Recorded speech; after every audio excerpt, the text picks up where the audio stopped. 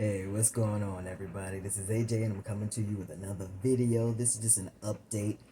Today makes 2 weeks that I'm post-op from my metoidioplasty, and I'm doing very well. I'm just laying down right now because I was up earlier just doing some stuff, so I'm just relaxing. I'll get up later on. Um, lately, my body has been getting tired a lot if I do things around the house and overdo them. So I just take breaks when I need to. The one thing I can say is that because of the catheter that I'm wearing, the super pubic catheter that I'm wearing, it's making my left leg feel really, really heavy. So sometimes my left leg hurts. Sometimes I have to have it massaged. When I'm standing, I have to shift from my left leg to my right leg. It's just, it's a lot. So I'll be glad when this thing is removed. Hopefully, I'll get it removed next week. I think I go see my doctor on the 3rd. So if I'm able to uh, urinate without the catheter, then I'll be able to have the catheter taken out on my next doctor's visit. So, but trigger warning, I'm going to be talking about genitalia and I'm going to be talking about some other stuff regarding my metoidioplasty. So if you don't want to hear about that, you can just click off.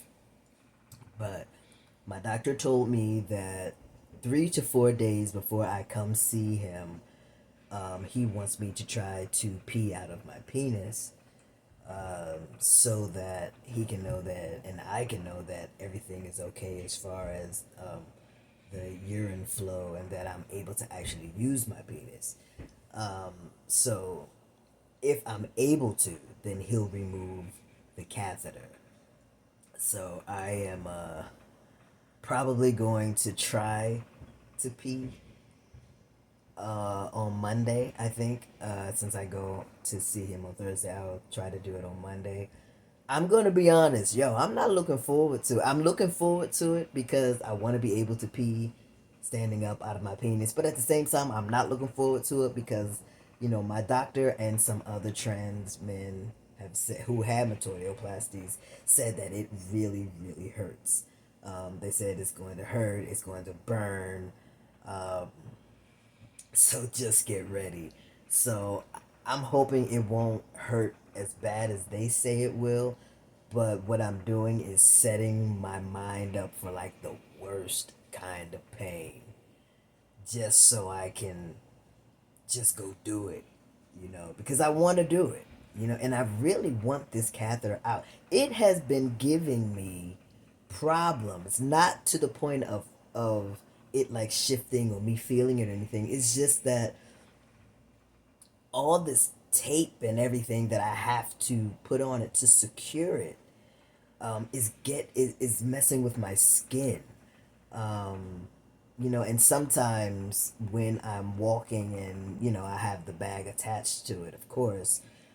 When I'm at home, I don't use the leg bag because it's hot, and I do not want that plastic leg bag attached to my leg because my leg starts to sweat. So they have one that you can actually that's bigger than that one that you can wear at night, um, and like attach it to something like the side of the bed or maybe a drawer or something that's close to you. So when I'm home, I use that, and then it has a string where you can carry it. So I use that, um, and then I'll switch it out for the smaller one that fits on my leg when I have to go to an appointment or if I have to go out of the house or something. But I find that sometimes the hose of it shifts. So when it shifts, it moves a little bit, and then it may cause like a little discomfort. And it's an easy fix, but it's just annoying. This catheter is really listen. Whoever having a metoidioplasty soon, please know that you this catheter is annoying. It is an absolute annoyance. There's it's just attached to you. Like, it's just attached, and you're gonna be wearing it for like 2 3 weeks, and just just get used to it. I'm just looking forward to getting rid of it, and it gets in the way, especially when I'm bathing. So, what I do when I bathe, I'll stand in the shower and I'll detach the catheter from the hose that's attached to my leg, so that if perchance that my bladder is being emptied, I'm in the shower, and the pee would just come running down and running out into the drain. And that's how I have to bathe. That's how I have to like wash my legs. Most of the time nothing's draining out because overnight, of course, everything has already drained from my bladder. So when I'm bathing, nothing comes out, and that's a good thing. And even if it did, I'm taking a shower, so I can just wash it off. But I mean, it's just so much you have to do. So I detach that, and then once I'm done bathing, I reattach it and then dry off, and it's so much to do. It takes me over an hour and a half to bathe because I want to make sure not only that I get clean or as clean as I want to be, um, but that when I do start to bathe my penis and my testicles, that I go slow because you're not supposed to scrub. So I have to take the soap and wash very gently. And I just kind of make sure I use very slow, methodical movements and that I don't irritate anything. Um, and usually, what I do is just detach the shower head and then let the water um, wash all the soap away. And then kind of air dry. But it takes a while. And even in that, I don't use the same washcloth on my genitals that I use on my body because I'm just being that cautious. I'm not saying you have to be, and the doctor didn't say I had to do that. I'm just being that cautious because I don't want any setbacks happening at all. So that's just what I do. But, I'm doing great. I just want to get rid of this catheter. I'm looking forward to getting rid of this catheter. Um, I'm just having a little bit of anxiety about peeing for the first time out of my penis. But I'm looking forward to it. So we'll see how that goes on Monday. I'll put an update after I do it, um, just to let everybody know how it went. you know, uh, it, listen, it's a lot. It is a lot. And like I said, I get tired a lot because, I mean, it I had surgery. It's a major surgery, and it's not that just that I had a metoidioplasty. I also had a oophorectomy, removing my ovaries. So you know, I do get tired very quickly, which is why I guess in my post-op instructions, it said to only take 200 steps a day. So I think I pretty much go over that when I'm in the house because I do know when I go to a doctor's visit or when I have to go out of the house, and I come back, I track to see how much I have walked. I look at my steps, and it is like maybe 1,100 or something. I check on my watch, and I'm like, okay, I just went up the block, turned around, and came right back, and I think my steps were like 1149. So, well over 200, and yes, I was depleted of energy. It takes a lot. So, and like I said, my left leg, it feels really heavy. It feels weird. And I think it's because of the catheter, because I'm voiding on that side, closer to the left side, but it's okay. I'm just looking forward to next week. Um, just taking it easy, taking one moment at a time, one day at a time, and that's all I can do. So I did notice that, like I said in the previous video, that my penis, it's still leaking a little. It's not as tender as it was, so I can touch it. And I'm actually starting to touch it and look at it, and just kind of move things around a little bit down there. Um, what my fiance did was get me some antibiotic bacitracin like cream or gel to put on it. So I put that on it, and then what I do is take gauze and like wrap it in a paper towel, and then put more of an antibiotic gel on it, and then I put that over top of my penis, and then put on my underwear, and that helps so that my penis doesn't get caught on the woven part of the gauze, because that was what was happening before because of the stitches.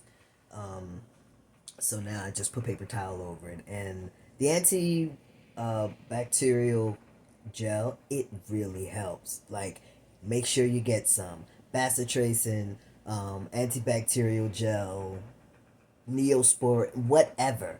Um, it really helps. And I was kind of reluctant to put it on my penis at first, but then when I did, it actually started to feel better.